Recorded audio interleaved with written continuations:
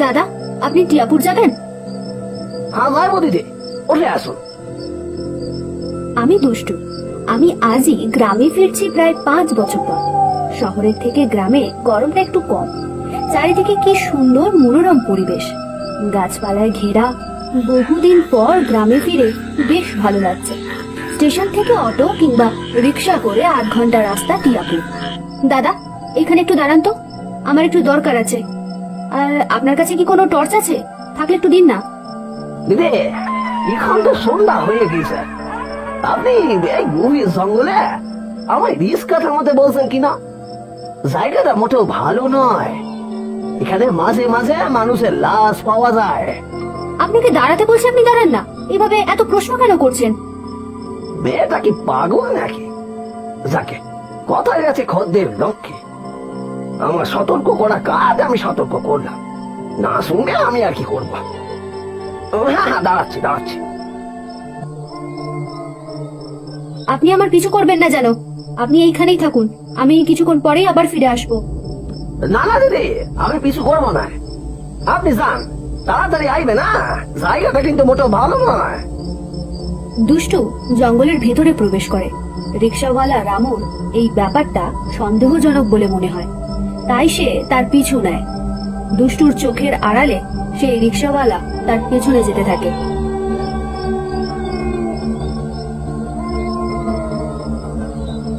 রামু জঙ্গলের অনেক গভীরে চলে যায়। সে সেই মেয়েটিকে দেখতেই পায় না। চারিদিক ঘন জঙ্গল। বন্য শিয়ালের চিৎকার আরো যেন ভয়ঙ্কর হয়ে উঠেছে। এ কি, মেয়েটা গেল কোথায়? এই তো সামনে ছিল। না না, আমায় দেখতে হবে ব্যাপারটা। ঠিক মনে হচ্ছে না তোমার?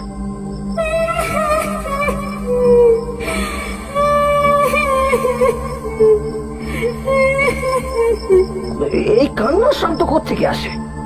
মেয়েটা কি বিপদে পড়লো নাকি?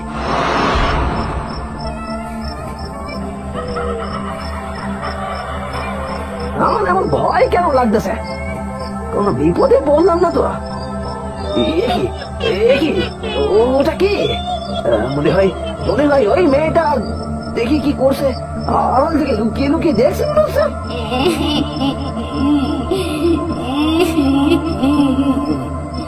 সেই 5 বছর ধরে এই জঙ্গলে আমি বন্দি। কয়েকটা মানুষ আমার জীবনটা শেষ করে দিল।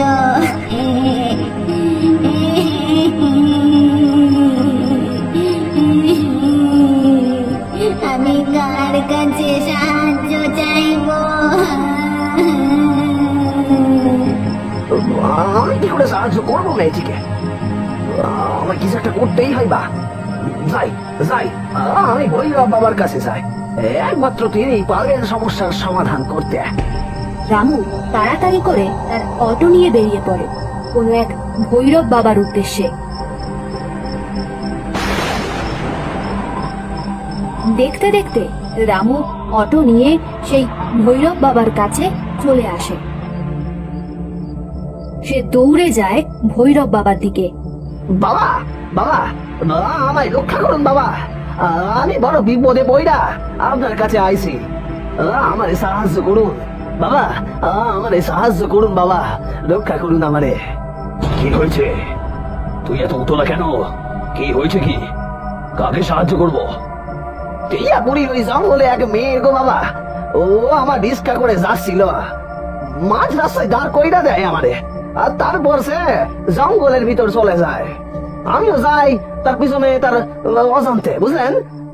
ওই মেয়ে এক ভূত বাবা, ভূত। আপনি কিছু একটা কইলেন, দয়া করে কইলেন। তুই একটু চুপ কর, আমি দেখছি কি করা যায়। বলার সাথে সাথে ভৈরব বাবা তার চোখ বন্ধ করেন।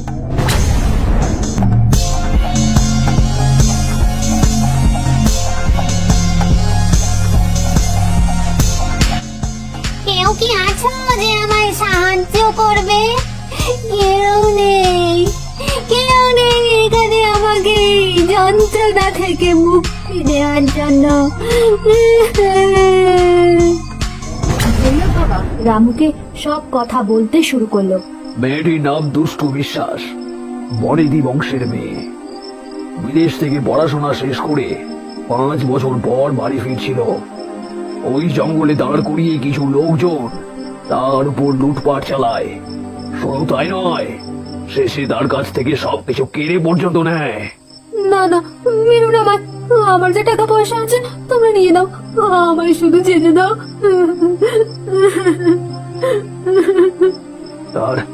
তার থেকে সব টাকা পয়সা ছেড়িয়ে নেয়। শুধু তাই নয়, সবকিছু কেড়ে নেওয়ার পর তার রূপ সৌন্দর্যে আকৃষ্ট হয়ে তারা সবাই তাকে ভোগ করে। রামু যত এইসব কথাগুলো শুনছিল সে ততই ভয় গুটিয়ে যাচ্ছিল। তার সারা শরীর কেঁপে কেঁপে উঠছিল, হাত পা যেন ঠান্ডা হয়ে যাচ্ছিল তার। তারপর কি হয়েছিল বাবা? তারপর তার অর্ধমৃত শরীর থেকে তারা সেই জঙ্গলে ফেলে দিয়ে চলে যায়। সেই দিন থেকেই সে ওই জঙ্গলে বন্দী, আর তার আত্মা চারিদিকে ঘুরে বেড়াচ্ছে সেই স্থানের আশেপাশে। তাহলে কি হবে বাবা? এবার আমি কি করবো? ও আমার কোনো ক্ষতি করবে না তো? তোকে যা করার তোকেই তো করতে হবে রামু। ভগবান ওর মুক্তির জন্য তোকে বেছে নিয়েছেন। যা, আমি তোকে মন্ত্রপুত জল দিলাম, তুই যাবি আর তার গায়ে এই জল নীরবে ছিটিয়ে দিবি।